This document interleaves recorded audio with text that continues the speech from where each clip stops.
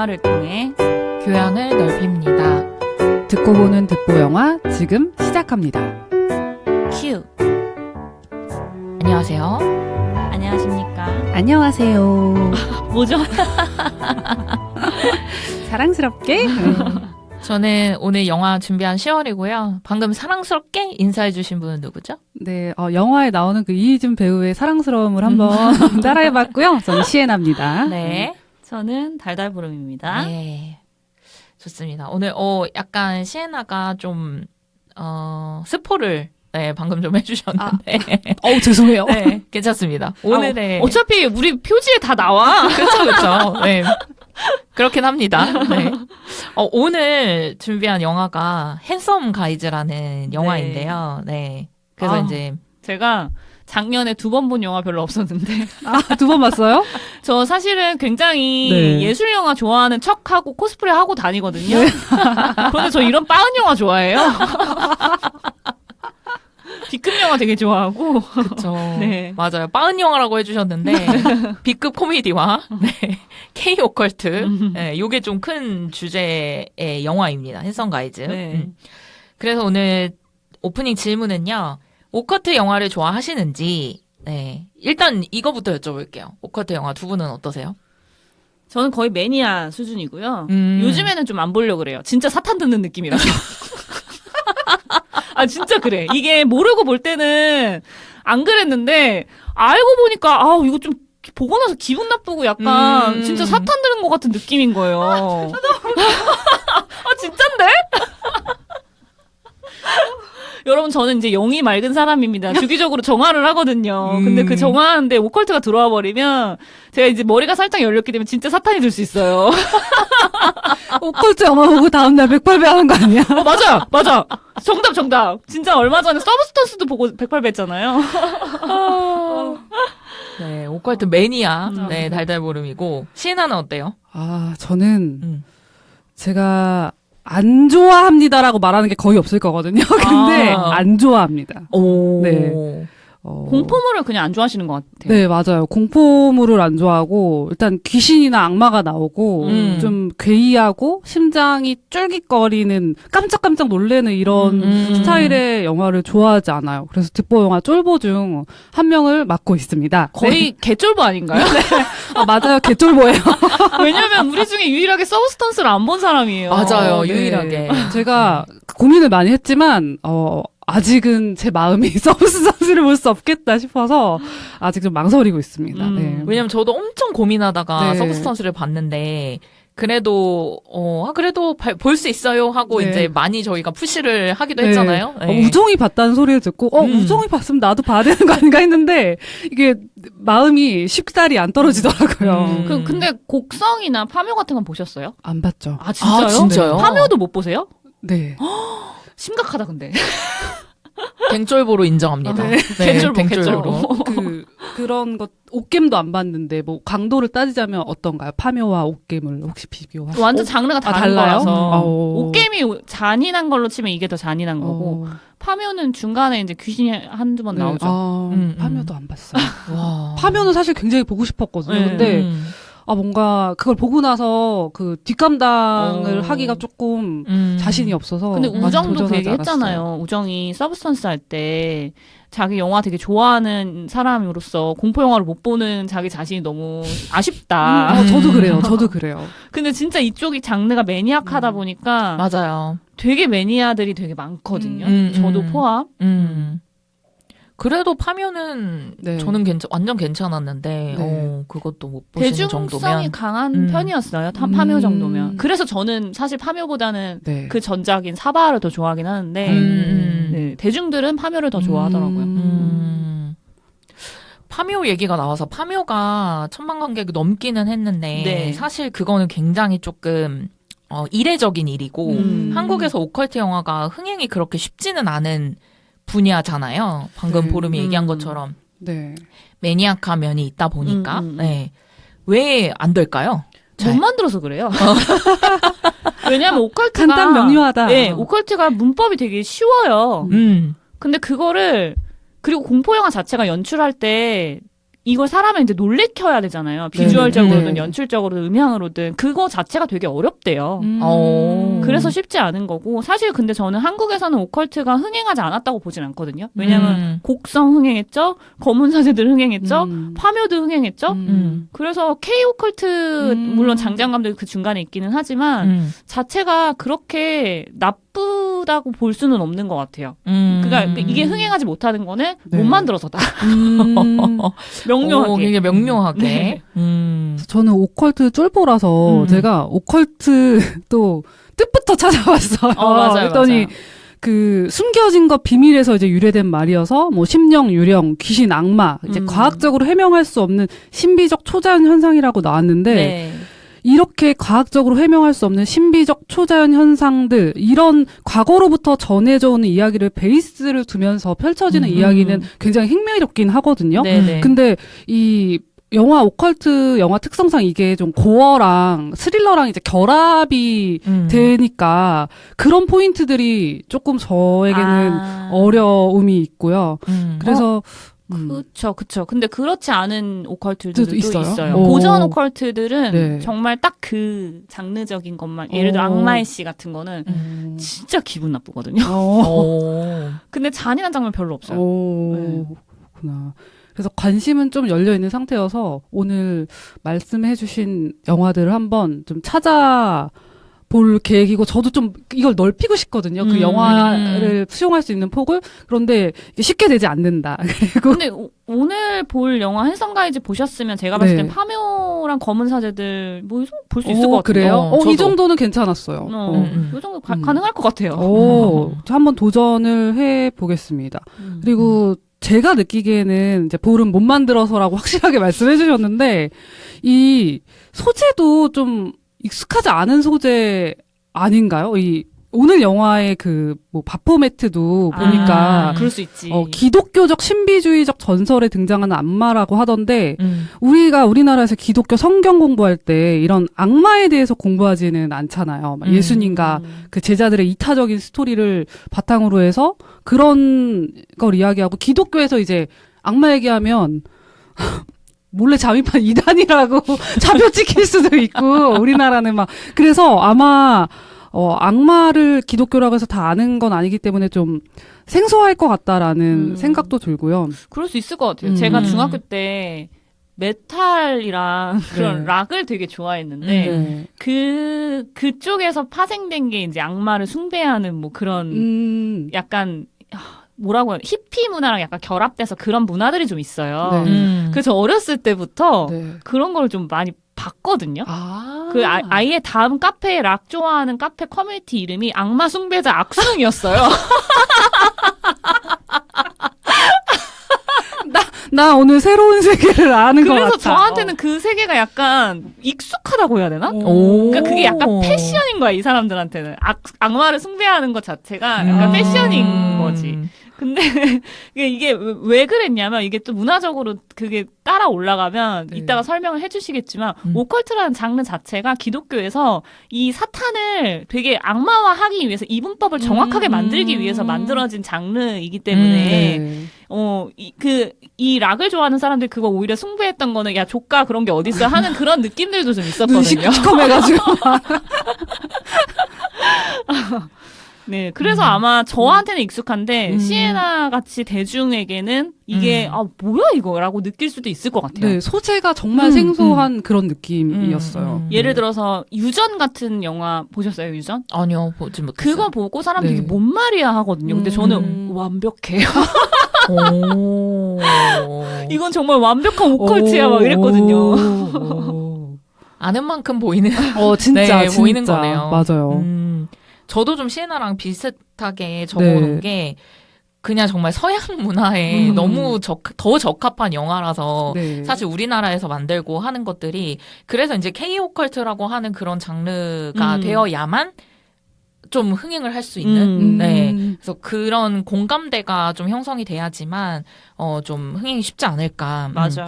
그래서 파묘도 뭐 MG 무당이라든지 뭐 이런 것들이 이제 우리나라에서 이야기를 많이 하는 소재가 또 들어가다 보니까 그런 캐릭터가 되게 큰 역할을 했다고 생각이 들어서 맞아요. 네. 완벽한 건 사실 우리나라에서 완벽한 오컬트라고 하면은 그 문법을 정확하게 따른 건 검은 사제들이고요. 그리고 진짜 기분 나쁘게 잘 만든 건 곡성이라고 생각해요. 근데 파묘는 오컬트라고 보기에는 약간 애매한 부분이 있어요. 약간 이거는 그냥 역사 항일 코드를 담은 그런 영화 아닌가? 맞아. 그것도 네. 있죠. 네. 그래서 오컬트 좋아하시는지 또 요거에 대해서 좀 이야기를 해봤고 이제 핸섬 가이즈 영화 부분으로 들어가 볼 건데요. 네. 우선 줄거리를 시에나에게 제가 부탁을 좀 드리도록 하겠습니다. 네. 핸섬 가이즈 네, 줄거리 제가 이야기 드리겠습니다. 영화에는요. 이제 친한 친구이자 주인공인 제필과 상구가 전원 생활을 하기 위해서 행복한 마음으로 산속에 있는 꿈꾸던 유럽풍 드림하우스 집을 보러 갑니다. 네. 근데 가는 길에 도로에 친 염소 사체를 발견해서 이제 치우고 묻어주게 되죠. 근데 그 모습을 본 동네 경찰 최 소장은 그들의 외모가 험상궂다는 이유로 특별 감시 대상으로 삼게 됩니다. 네. 한편 네, 염소를 치워죽게 만든 그 차를 타고 있던 6명의 젊은 친구들이 근처 별장으로 놀러를 왔어요. 근데 그 중에서 이제 공승연 배우가 맡은 미나라는 인물이 물에 빠져서 죽을 뻔한 것을 제필과 상구가 구해주는데 오히려 그 미나의 일행은 그들을 납치범으로 오해하는 상황이 이어지게 됩니다. 근데 미나의 친구들이 사실은 좀 양아치죠.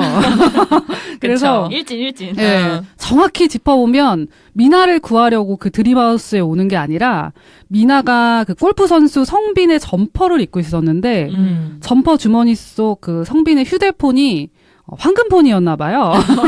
비밀이 많이 들어있기 때문에 그 휴대폰을 회수하기 위해서 제필과 상구의 드림하우스에 찾아오게 됩니다. 그래서 그 불청객들로 시작해서 지하실에 봉인돼 있던 악령들이 깨어나고 드림하우스에 찾아온 사람들이 의도치 않게 자꾸 죽게 된다라는 스토리를 가지고 있습니다.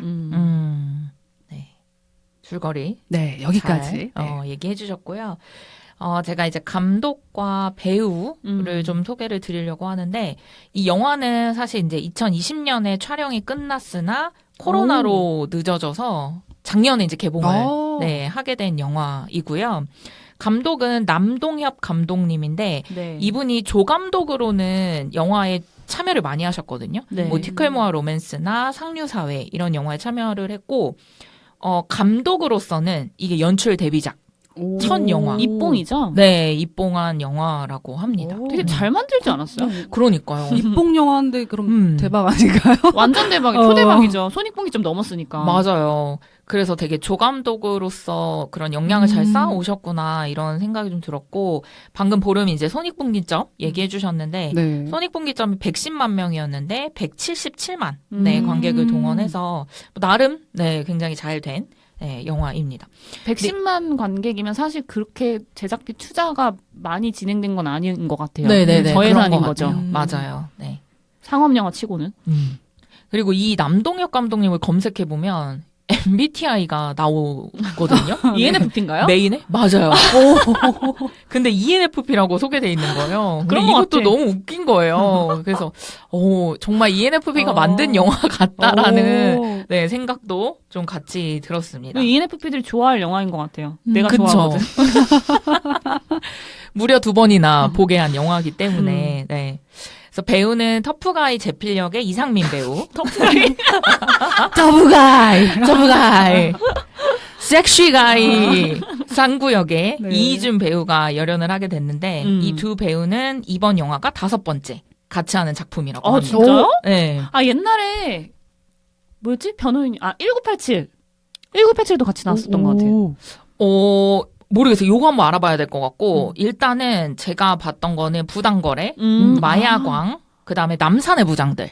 네, 여기에 이제 같이 남산의 부장들이었나 보다. 네, 출연을 해서 되게 케미가 그래서 또 더 좋지 않았나 이런 생각이 좀 들고요. 좀 의외의 조합인 것 같아요. 맞아요. 그러니까요. 그리고 이런 영화에 두 사람이? 약간 이런 느낌? 근데 그 두 배우 인터뷰를 보니까 어쨌든 되게 흥미로운 영화라서 참여를 하게 됐고 네. 이 감독이 캐스팅한 이유도 이게 B급 코미디가 오히려 연기를 굉장히 잘하지 않으면 정말 B급이 되어버리기 맞아요. 때문에 말도 안 되게 돼.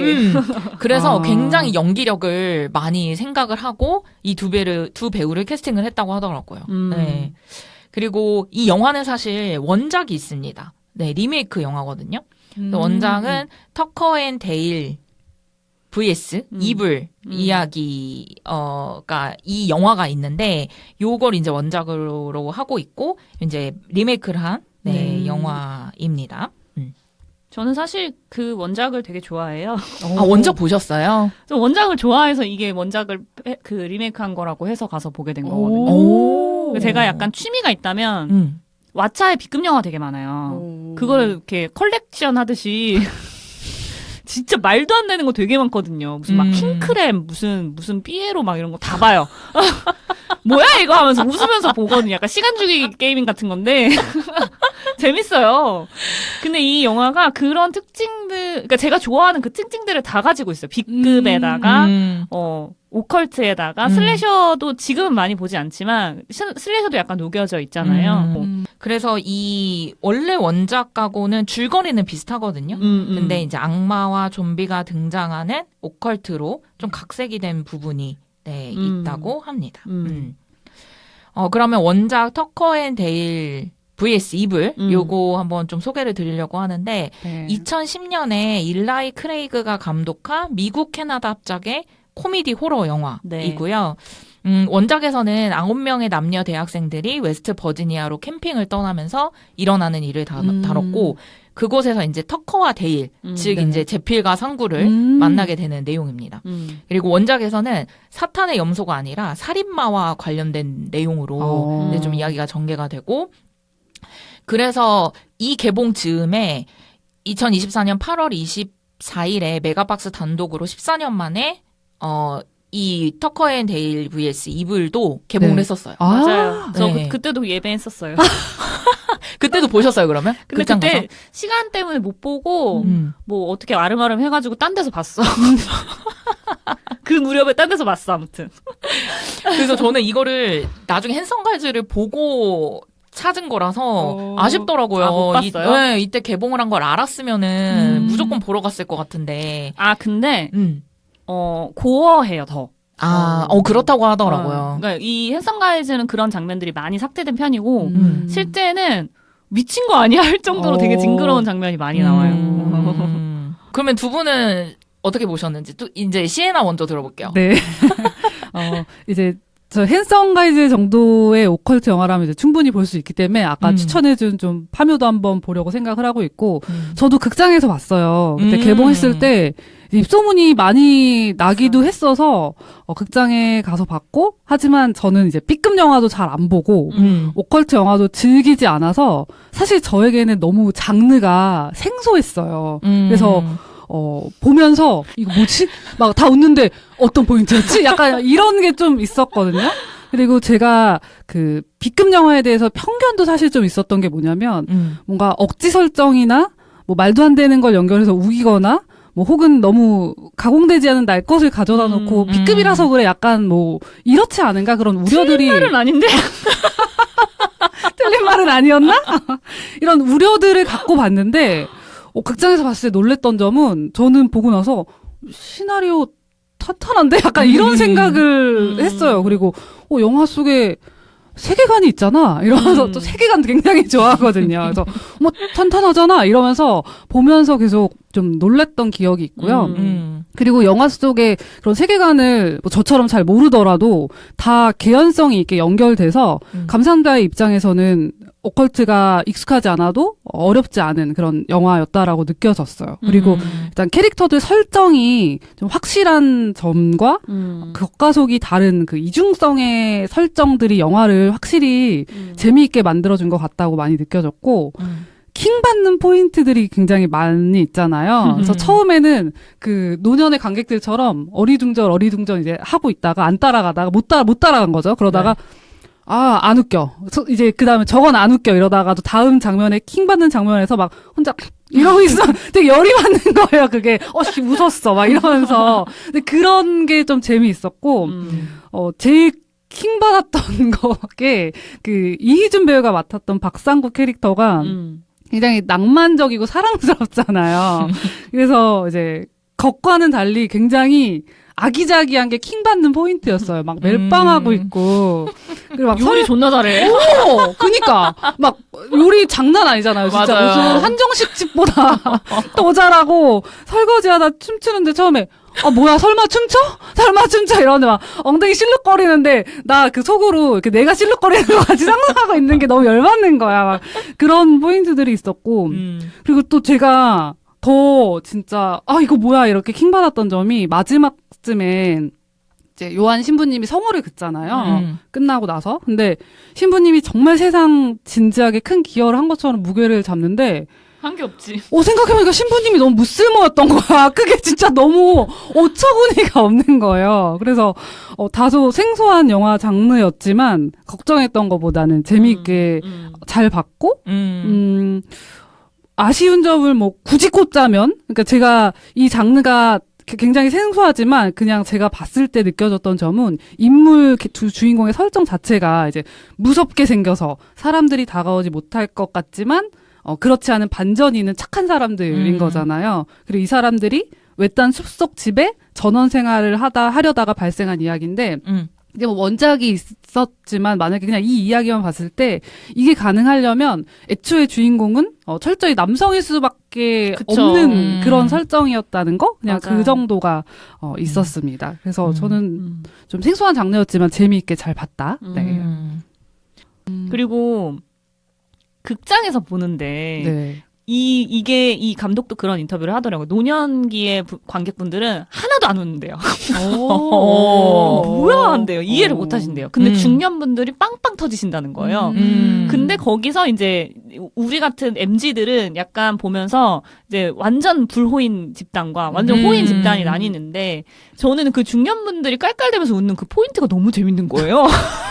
뭐였을까 궁금하다. 되게 극장에서. 근데 그게 어떤 느낌이냐면 제가 원래 영화 볼 때 감흥을 다른 사람들이랑 잘 안 하거든요. 혼자 보는 거 되게 좋아하고 그리고 막 시끄러운 것도 별로 안 좋아하고 광크도 안 좋아하기 때문에 근데 이런 영화는 같이 웃어줘야 재밌는 영화거든요. 그래서 그 기분이 너무 좋아서 한 번 더 보고 싶다. 그 극장의 분위기 한 번 더 느껴보고 싶다 해서 두 번을 다시 한 번 더 보러 간 거예요. 그때 그 공명하는 재밌는 공기들. 팝콘처럼 튀기는 재밌는 핸섬 가이자 공명했다. 정말이에요. 그리고 이미 거기서 불호인 분들은 다 나가세요. 그리고 끝까지 남아서 웃는 사람들은 저 같은 사람밖에 없기 때문에 이 사람들과 같이 그 한 자리에 앉아서 영화를 본다는 그 감정이 좋더라고요. 아니 실제로 관람평 중에 네. 극장에 있는 사람 다 같이 웃었다. 뭐 다 극장이 떠나가라 웃었다. 이런 평들이 되게 많더라고요. 네. 그래가지고 이 얘기도 되게 공감이 되는 것 같고 그렇군요. 네. 이 네이버 관람평을 제가 좀 봤는데 네. 이런 이야기들이 있어요. B급이 되려면 수준 높은 A급 연기와 연출이 필요하다. 맞아.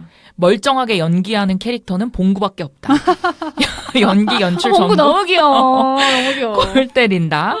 이준 인생 역인 듯 춤선을 왜 이렇게 또 좋아. 네. 그리고 그런 얘기도 있더라고요. 범죄도시도 천만 갔는데 이거 왜 천만 못 가냐. 그러게.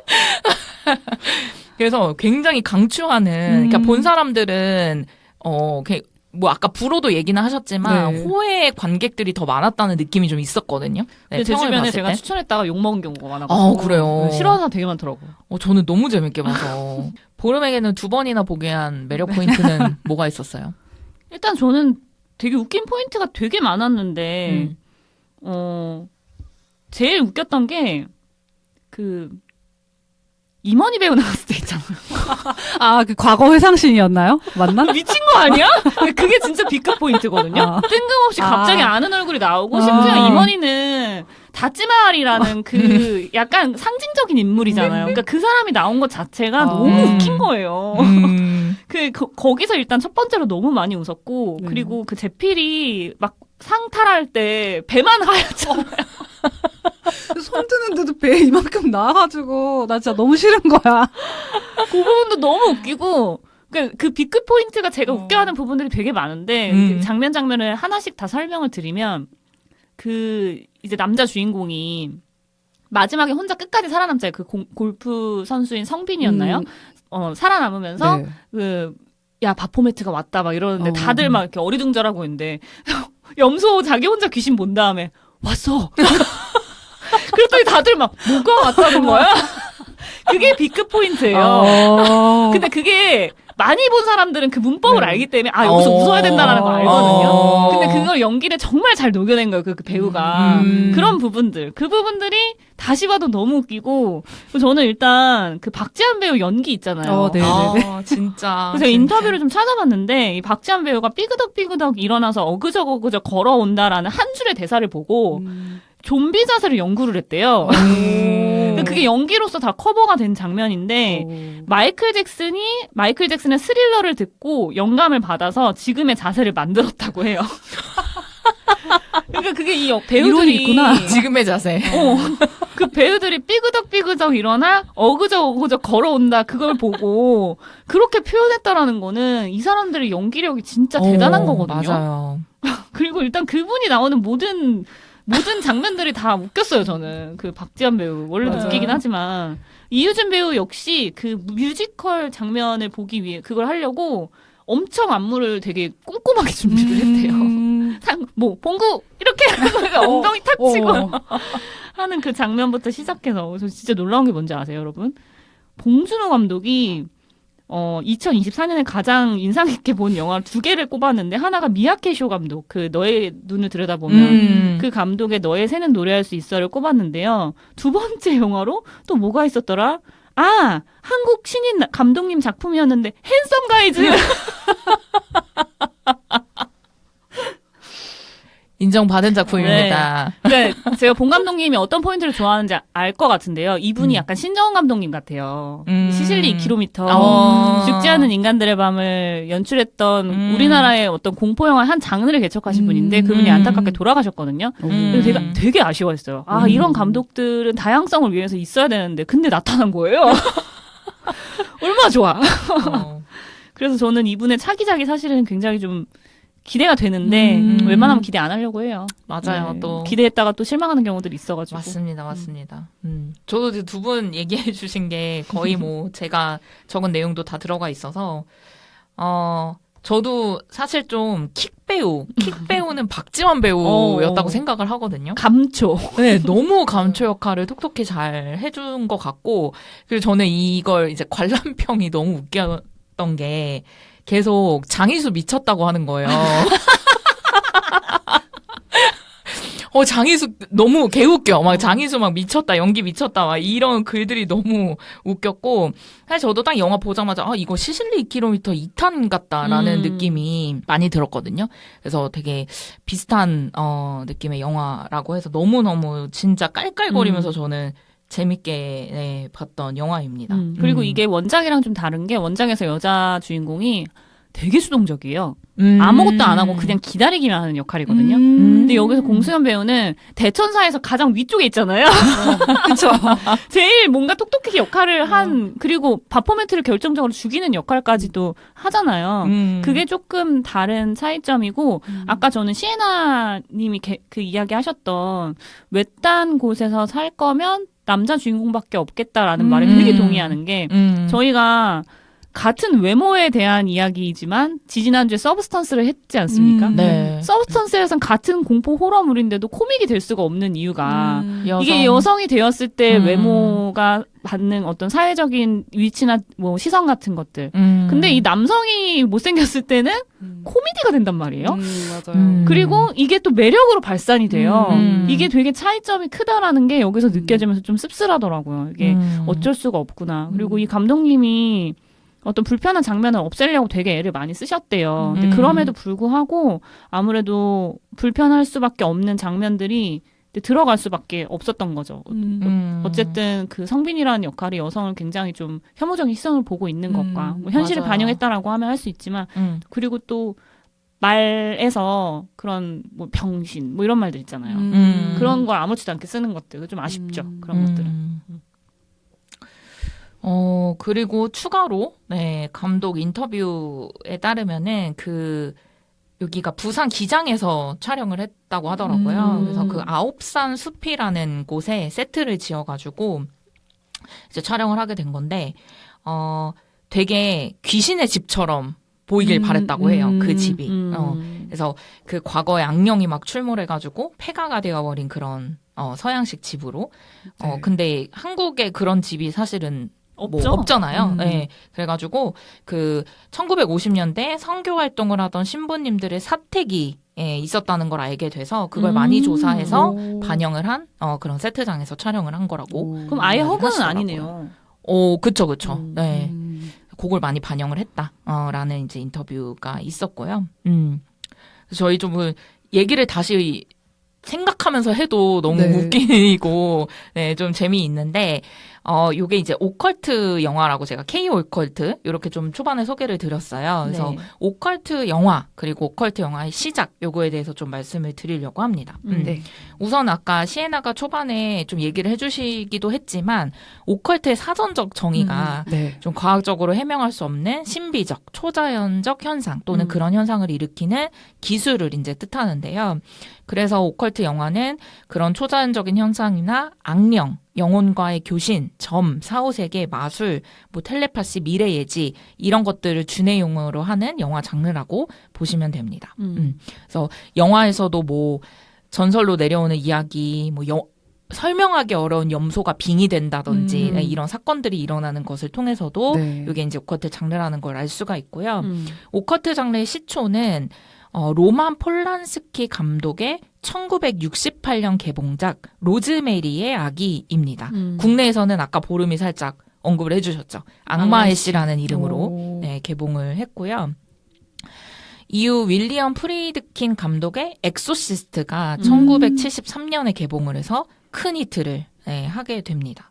이거 보셨나요? 엑소시스트? 봤죠. 저 당연히 봤어요. 봤죠. 오. 저 그거 보고 네. 진짜 그 장면 있잖아요. 네. 뒤로 넘어가는 거. 이러면서 근데 진짜 너무 징그럽지 않아요, 그 장면? 그러니까 저는 근데 사실 영화를 통으로는 못 보고 그 장면만 기억을 하거든요. 그리고 그게 그 오리지널 영화가 맞을 텐데 중간중간에 사탄 얼굴이 0.1초씩 이렇게 타닥 이렇게 나와요. 의도적으로 일부러 넣은 거야. 근데 저 어렸을 때 그거 보다가 기절하는 줄 알았어요. 너무 무섭죠. 이게 뭐야? 갑자기 막 사탄 얼굴이 타닥 이렇게 나오니까. 진짜. 전 보다 나갔습니다. 그 장면에서 소리 지르고. 아, 진짜? 네. 너무 힘들어서 그때도 되게 인기 많았잖아요, 우리나라에서도. 그쵸, 그래서 그쵸. 되게 부푼 마음으로 보러 갔다가 소리 지르고. 그래서 그런 엑소시즘이라는 건 오컬트의 또 하위 장르로 하나의 장르가 돼서 그 시리즈물이 계속 나오고 있죠. 검은 사제들도 그런 것 중에 하나고요. 네. 그래서 이 영화는 당시에 이제 실화를 기반으로 했다는 점에서 큰 충격을 줬고 종교계에서는 반대 시위까지 일어날 정도로 되게 엄청난 파급력을 일으켰던 네, 영화 중에 하나입니다. 우리나라의 오컬트 영화는 1975년에 너 또한 별이 되어 그다음에 1976년 영로부터 시작을 됐다고 할 수 있는데 너 또한 별이 되어는 이장호 감독님의 영화이고요. 주인공 부부가 신들린 딸을 구하기 위해서 심령학자의 도움을 얻어 이를 퇴치하는 내용을 네, 담고 있습니다. 1900 언제라고요? 1975년작이에요. 왜냐면 제가 기억하게 저희 남편이 며칠 전에 저한테 야, 너 테마록 아냐? 물어보더라고요. 테마록 기억나세요? 알아요. 저희 어렸을 때. 그 소설, 네, 소설집을 엄청 봤는데 거기에 그런 게 되게 많이 나와요. 오컬트 관련된 내용들. 테마록이 최근에 뭐 애니메이션화 돼가지고 극장에 이번 주인가 풀린 것 같더라고요. 네. 근데 그런 거를 기억하시는 분들은 네, 다 이 오컬트 장르에 조금 익숙하시더라고요. 지난번에 이어서 보름에 안테나가 또 온 것 같아요. 네, 아, 제가 왜요? 그 뒤에 그대로 읽어드릴게요. 아, 진짜? 1998년에는 퇴마사들과 악마의 사투를 그린 소설 테마록을 원작으로 한 동명의 영화가 개봉되기도 했는데 네, 무엇보다 우리나라에서 본격적으로 오컬트의 지평을 연 영화로 이제 장재현 감독님의 영화가 이제 이어서 네, 나왔다라고 이제 적어놨거든요. 네. 나 안 봤어. 그러니까요. 마음을 읽으시네. 저희 옆자리에 앉아 있는데도 볼은 열렸어요. 네, 탱크에 이어서. 네. 나 사탄 들린 거 아니야? 108배 내일 아침에 다시 한번. 네. 네. 그래서 뒤에 이제 2015년 장재원 감독님의 검은 사제들, 그다음에 2016년 나홍진 감독의 곡성이 이제 흥행을 하기 시작을 했습니다. 저는 K 오컬트 되게 좋은 게 서양식 오컬트랑 다르게 K 오컬트는 샤먼이 들어가잖아요. 무당 이야기들. 근데 전 그게 너무 좋거든요. 그리고 네. 외국 애들이, 그러니까 외국이라고 하면은 서양이죠. 이제 네.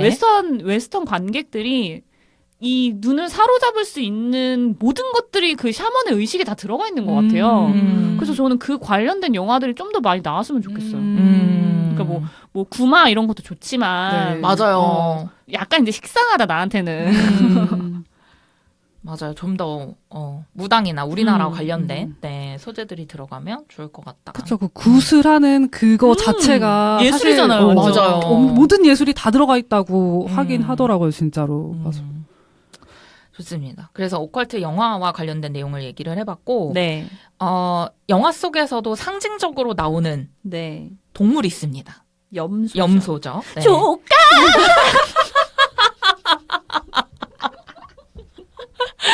나 온 줄 알았어요. 모셔온 줄? 모셔온 네, 줄? 온 줄 알았어. 들었거든, 지금.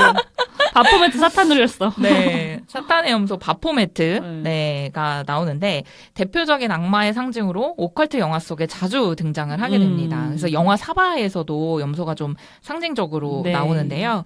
고대 신화에서 염소는 다산 자연의 신과 연관이 되어 있었어요. 그래서 그리스 신화에서 반은 인간, 반은 염소의 모습을 한 신이, 네, 맞습니다. 판이라는 신이 등장을 하는데, 이 판은 당황, 공포를 의미하는 패닉에서 유래한 말이라고 해요. 그래서 판에게는 사람이나 가축을 갑작스럽게 공포에 사로잡히게 하는 능력이 있었기 때문에 이렇게 이름이 지어졌고, 로마 신화에서 들판에 뿔 달린 신인 파우누스. 예, 요게 또 판신과 동일시 되기도 했다고 합니다. 이게 굉장히 인문학적으로 보면은 역사적으로 많이 얽혀 있더라고요. 뭐 십자군 전쟁부터 거슬러 올라가기도 하고. 근데 그냥 직관적으로 봤을 때 염소가요, 눈이 되게 신기해요.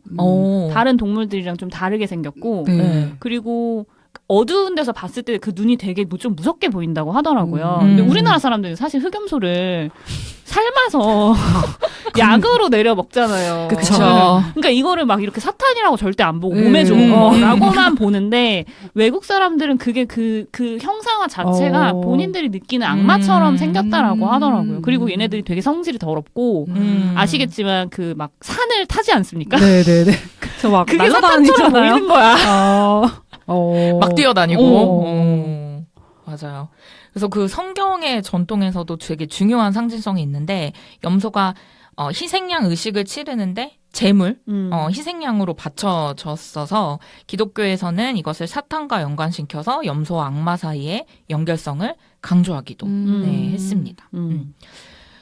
그리고 19세기 후반에 오컬티스트인 엘리파스 레비가 염소머리의 신 바포메트 이미지를 작품에 도입을 해서 그 뒤로 조금 더 사탄주의나 오컬트 이런 이제 작품에서 상징성을 갖게 됐고 염소머리의 바포메트는 인간과 동물의 특성을 결합한 이중성. 저희 아까 살짝 얘기 나왔던. 네. 그래서 양면성을 상징을 해요. 그래서 뭐 남성, 여성, 선과 악, 천국과 지옥 이런 식으로 이제 조금 분리를 시키는 그런 상징에도 활용이 되는 거고 사회의 규범에 대한 반항의 상징으로도 여겨집니다. 그래서 락 하는 사람들이 악마 숭배자.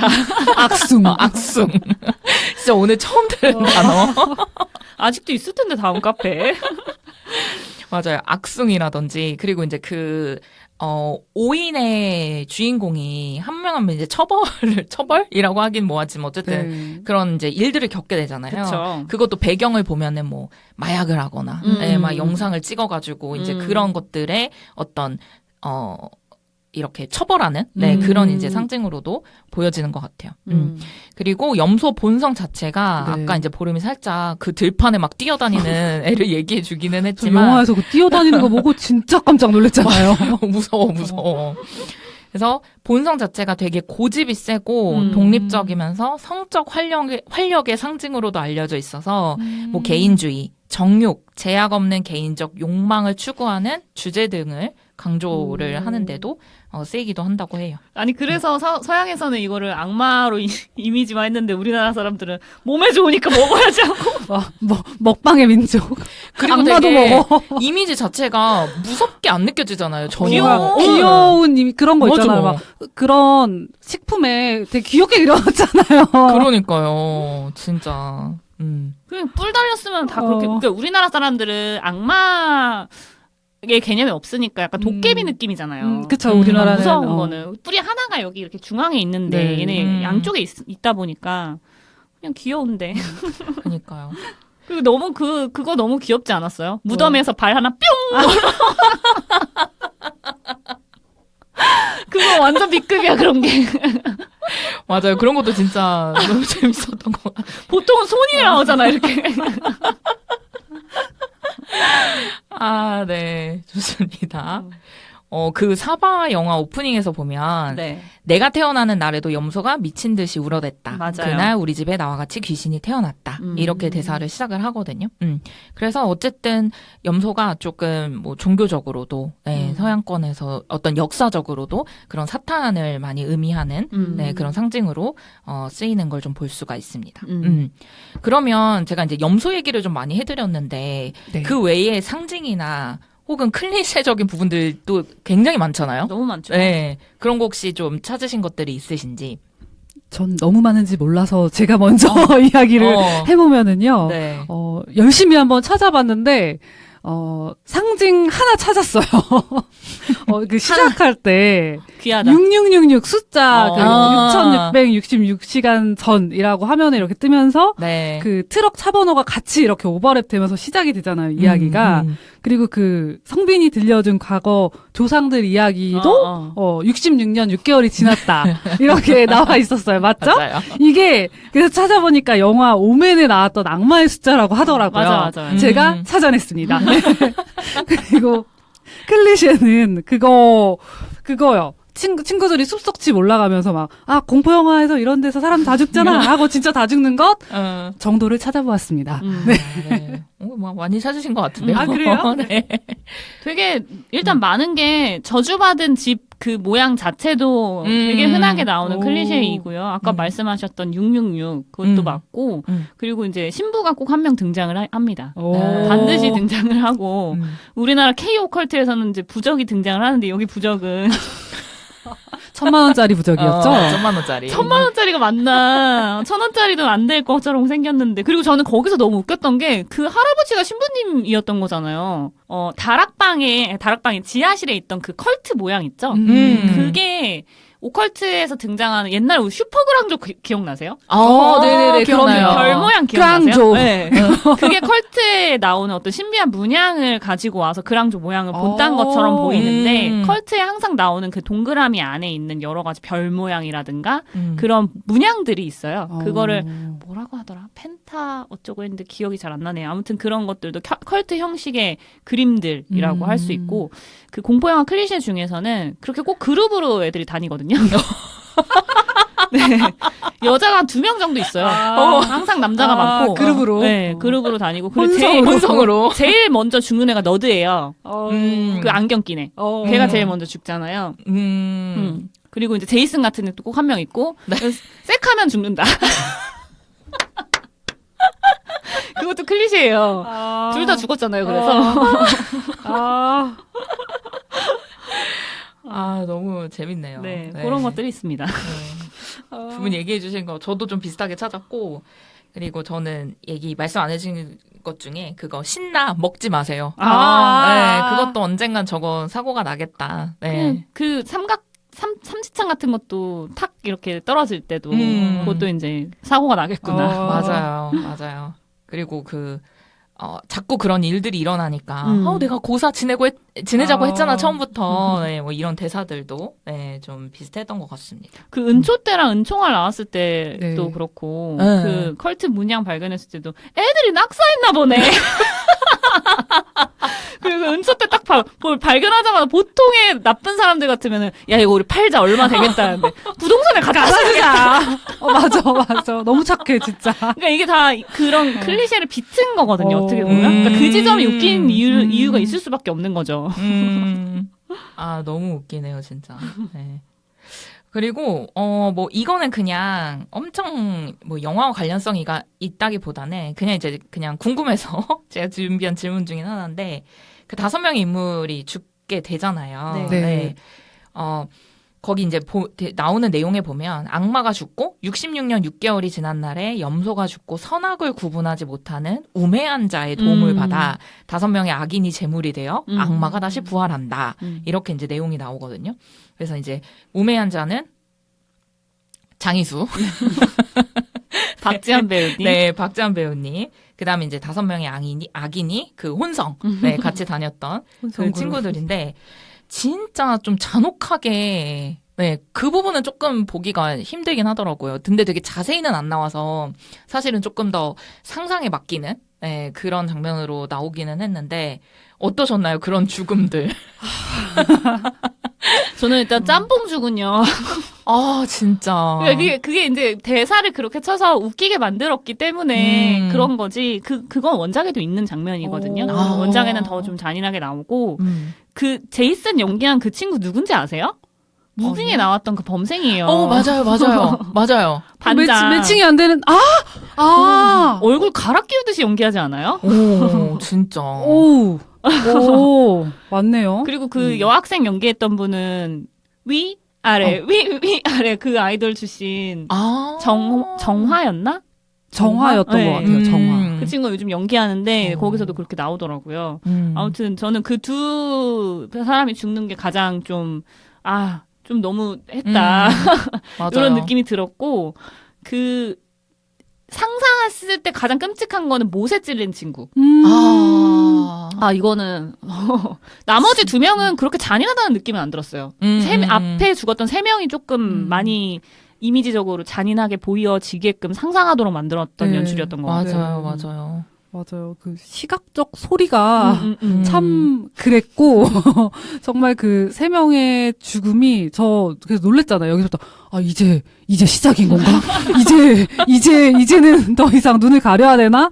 그래서 거기 분쇄기 거기가 좀 이제 더 가면은 이제 좀 힘들겠다 싶었는데 거기서 딱 멈춰줘서 너무 다행이었다라는 생각이 들었고 저도 그 3명 그 장면이 좀 가장 힘들었고 특히 그 분쇄기는 상상도 못했던 그거고 나오는 것까지 위에 이렇게 피가 좀 나오는 것까지 나왔었잖아요. 그래서 싫었다 그 장면. 이게 진짜 슬래셔로 가려면 데스티네이션 시리즈 아세요?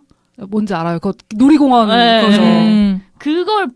그걸로 가면 진짜 슬래셔가 되는 거예요. 왜냐면 그거는 사람들이 어떻게 죽는지를 바라보는 그 이미지를 되게 철저하게 보여주기 때문에 근데 데스티네이션 쪽으로 가면 그게 진짜 슬래셔고 여기서는 사람들이 여기까지 하면 역하겠다 싶어갖고 좀 자른 것 같아요.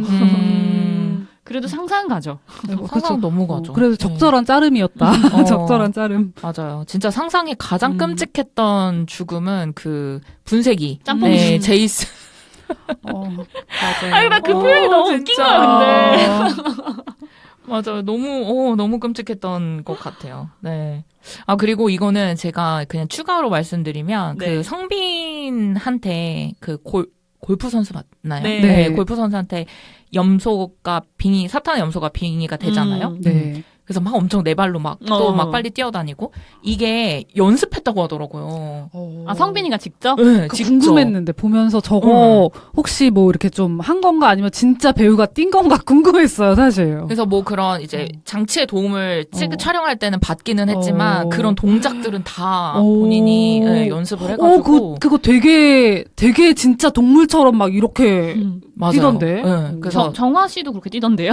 맞아. 그래서 나름 연구를 많이 했구나. 그래서 진짜 더 어려웠겠다라는 생각도 들더라고요. 네, 이게 B급으로 보여지기는 하지만 진짜 더 연기력이 있었어야 됐구나. 그런 생각도 같이 들었습니다. 맞아요. 그리고 이제 마지막 질문인데 이 영화의 좀 핵심을 나타낼 수 있는 표현 네, 혹은 뭐 사자성어 제가 뭐 창의적으로 만들어도 됩니다. 이렇게 좀 두 분께 드렸어요. 네, 저는 일단은 견자비전 보이는 게 전부가 아니다. 네, 왜냐하면 그 험상궂은 외모 때문에 일어나는 오해와 그런 것들이 에피소드로 다 연결이 됐기 때문에 이런 표현들을 좀 생각을 해봤고. 근데 저는 반대로 그것도 여쭤보고 싶었어요. 두 분이 공승연이라면 그런 외모를 가진 사람한테 의심을 안 할까?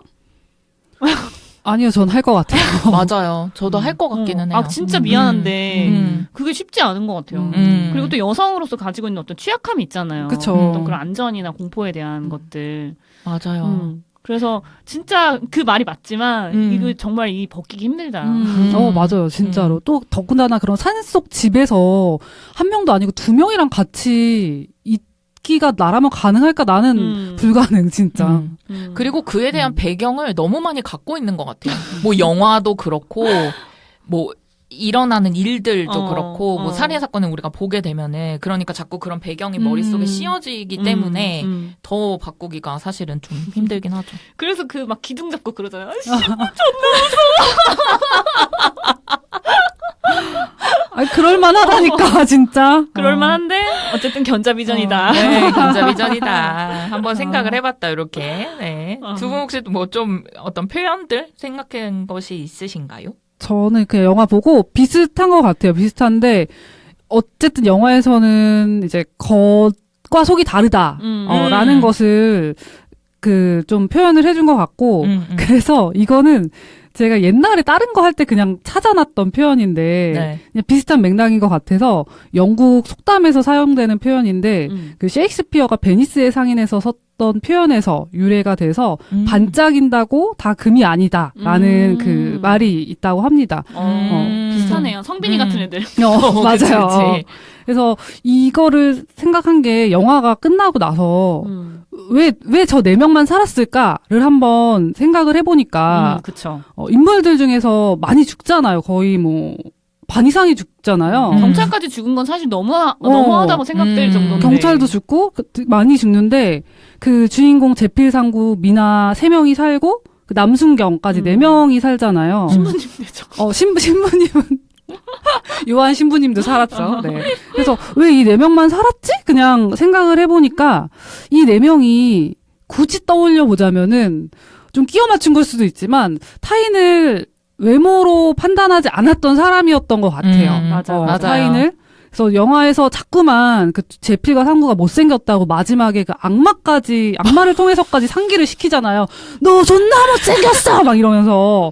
근데 반면 미나는 물론 처음에는 그런 환경에 무서워했지만 그렇지 나중에 이제 그런 편견을 깨고 친하게 지냈고 또 제필과 상구 두 주인공도 남을 도와주려고 하는 사람들이었잖아요. 그리고 그 남순경도 그런 대사를 했었거든요. 최 소장이 계속 오해할 때 동물 사체도 치워주시고 뭐 좋은 분들이신 것 같은데요. 이 대사를 했던 것 같아요. 그래서 처음부터 겉으로 보이는 것이랑 내면이 다를 수 있다라는 이야기를 그 못생겼다를 계속 말하면서 해준 게 아닌가? 맞아요. 맞아요. 그 방향을 얘기하고 있지 않았나? 그냥 그렇게 생각을 해서 이 이야기가 생각났어요. 정말 그 정빈을 비롯한 그 친구들은 겉만 번지르르 했잖아요. 속은 아니었죠. 그래서 네. 그리고 또 그 악마 염소도 빙의인 거잖아요. 맞죠? 그쵸. 빙의되는 건 거죠. 그래서 그런 거를 볼 때 좀 겉모습만 보고 판단하지 마라라는 게 떠올랐지만 현실에서는 그러기가 조금 힘들다라는 쉽지 이야기로, 않다. 네. 그래서 이게 만약에 약간 사회 현상을 조금 더 비트는 방향으로 갔었으면 네. 이 두 사람이 제필이랑 상구가 노동자 계급이잖아요. 네. 그러니까 그 중에서도 거의 막 건설업 막노동 같은 거 하는 분들인 것 같은데 그렇게 네. 십시일반 모은 돈으로 거기에 온 것 같은 그런 느낌이 그쵸. 들거든요. 네. 그러니까 어떻게 보면 사회 계층으로 따지면 굉장히 낮은 계급에 속하는 사람들인데 이 외모라는 것은 낮은 계급에 속하는 사람들이 관리하지 못할 수밖에 없는 그런 상승적인 거란 말이에요. 그러니까 이게 겉으로 판단하지 말라라는 거를 어떤 그런 사회적인 것으로 확대해서 해석해 봤을 때에는 잘 만들면 그렇게도 만들 수 있었을 것 같아요. 왜냐하면은 성민이라고 하는 그 집단이 가지고 있는 상징성과 이들이 가지고 있는 상징성, 굉장히 잘생겼지만 속은 텅텅 비어있고, 예, 못생겼다고 사실 두 분 다 잘생겼어요. 근데 그쵸. 이정민 배우도 얼마나 멋있어요.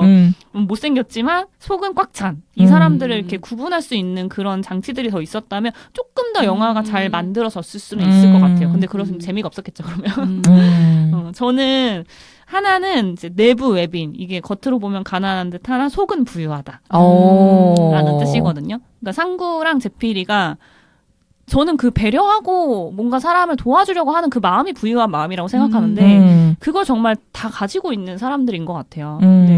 근데 조금 이건 영화는 재밌게 하려고 일부러 그렇게 나타났지만 저는 그런 사람들은 사실 인상은 되게 좋다라고 생각하거든요. 그게 얼굴에 드러나거든요. 맞아요. 그래서 그렇게 막 영화에서는 웃기게 표현이 됐지만 못생겼더라도 인상은 아름다울 수밖에 없어요. 그래서 그거는 좀 영화적 장치는 아니었을까 싶고 또 이제 생각이 안 나서 재밌게 만들고 싶어서 또 챗GPT한테 다시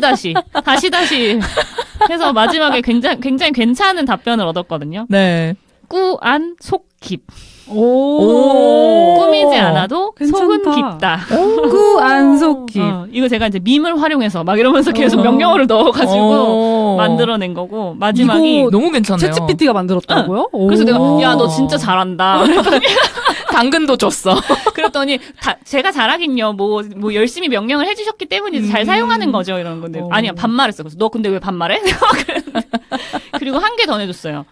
겉바 속참. 겉바 속참. 그것도 괜찮다. 겉모습은 바삭하지만 속은 진실되다는 의미. 그러면서 이 친구의 말로 따지면 원래 겉바 속촉에서 따와서 유머스럽게 변형, 이모티콘, 웃음. 이렇게 답변하더라고요. 명령 잘했네. 너무 괜찮은데요? 꾸안 속깁 너무 괜찮죠? 네. 너무 괜찮은 것 같아요, 진짜. 우리 이거 꾸안 속깁으로 하자. 꾸안 속깁. 좋네요. 꾸안 속깁으로. 네. 듣보의 유행어. 듣보영화 인스타그램 아이디입니다. db.movies db.movies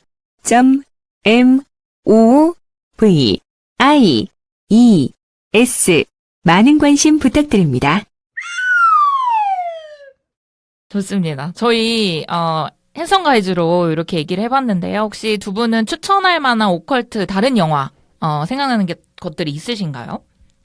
저는 장재원 감독 영화들이 있고 시실리 2km 다시 한번 보시는 거 추천드리고 저 비슷한지 모르겠어요. 그때 보름이 얘기해서 저희가 같이 보다가 잠들었던 케빈 인 더 우즈. 그게요. 여러분 그게 여러분 재미없는 이유가 있어요. 이게 맨 마지막 장면에 손이 나오잖아요. 네. 케빈 인 더 우즈 오마주거든요. 나 그 손도 궁금했어. 이게 무슨 의미일까? 맞아. 그게 사실 나 궁금했는데. 그 케빈 인 더 우즈도 다시 보면은 제가 해석할 수 있는 게 되게 많은 장치들이 많은데 케빈 인 더 우즈의 마지막 손이 뭐냐면 관객이에요. 그러니까 관객이 오컬트와 공포 영화의 클리셰를 너무 잘 알고 있어서 또 다음에 뭐 할 거잖아. 또 다음에 뭐 할 거잖아. 이걸 비트는 게 그 영화의 핵심이거든요. 근데 여기서도 똑같이 손이 나왔다고 하는 거는 그걸 얘기하고 싶었던 것 같아요. 그 감독이 너네 어차피 공식 다 알잖아. 내가 그 비틀었어 하면서 이 손으로 마지막에 이제 채간 거죠. 이렇게.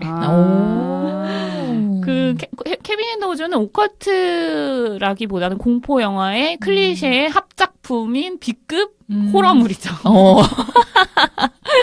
그래서 재미없었을 거야. 나는 내 기준으로 다들 좋아할 줄 알았지. 왜냐면 영화 좋아하는 사람들은 웬만하면 공포 영화 법칙을 다 알고 있으니까. 저의 그때 아주 오만한 판단이었다. 이거 토르 나오는 거네요. 케빈 인 더 우즈. 우리 같이 봤잖아요. 제주도에서. 기억이 안 나. 그때는 더 못 봤던 것 같아요. 공포 영화를. 네, 그래서 조금, 그랬던 것 같아요. 다시 보면 재밌을걸요? 한번 또 이 얘기를 듣고 나니까, 다시 또 보면 좋을 것 같다는 생각도 드네요. 네. 또 혹시 더 있으세요? 저는 일단 이 구역에 가장 최고봉은 최신작으로는 아리에스터 유전인 것 같고요. 유전. 근데 그거는 시에나는 절대 못 봐요. 소리 지를 거예요. 저도 보면서 소리 질렀거든요. 너무 너무 소름 끼쳐서. 그러니까 구름이 말해준 거 막 다 검색해서 보고 있어. 징그럽기보단 너무 소름 끼쳐서 소리를 질렀었고 네. 그리고 더 위치라는 그 아냐 테일러 조이가 주연으로 나오는 영화가 있거든요. 이거는 그 마녀가 되는 과정인데 이것도 약간 오컬트 요소가 너무 잘 표현이 돼 있어서 네. 제가 좋아하는 영화 중에 하나입니다. 그리고 한국 영화로는 불신지옥. 불신지옥. 네, 이게 2009년 영화고 류승룡 배우랑 남상미 배우가 주연했던 영화예요. 그리고 이제 여기서 신들린 역할로 심은경? 네, 심은경 배우가 열연을 하는데 연기를 진짜 미친 듯이 잘하고요. 이 불신지옥이 상을 타서 심은경 배우가 그때 뭐 미국에서 유학 중이었는데 미국에 있는 학생들이랑 같이 봤대요. 근데 학생들이 심은경 배우 연기를 보고 신들린 사람인 줄 알고 피했다고. 너무 잘해가지고. 그 정도인데 이게 약간 흥행은 잘 못했어요. 근데 나중에 이제 재평가된 작품이기도 하고 저는 그때부터 오컬트를 좋아했기 때문에 극장에서 봤었어요. 상도 많이 받았네요. 네, 불신지옥 영화. 네. 되게 잘 만들어졌고 유승용 배우도 연기를 참 잘합니다. 이건 좀 무서워요, 근데. 네. 이렇게 추천해드린 영화들, 네, 또 방송 들으시면서 한 번 더 찾아보시면 좋을 것 같습니다. 네. 제가 오늘 오컬트 특집이어서 아주 입에 모터를 단 것처럼 신나게 얘기를 했네요. 사탄 들면 안 되는데. 너무 빵빵 터지는, 네, 보름 덕분에 더 풍성해진. 포인트를 알려줘가지고 영화를 지금 한 번 더 보고 싶다는 생각이 들었어요. 핸섬 가이즈요? 핸섬 가이즈요. 포인트를 찾으면서 좀 보고 싶다는 생각이 좀 들어요. 저는 그 염소다리 너무 또 보고 싶다. 그 장면 너무 귀여워. 너무 귀여워.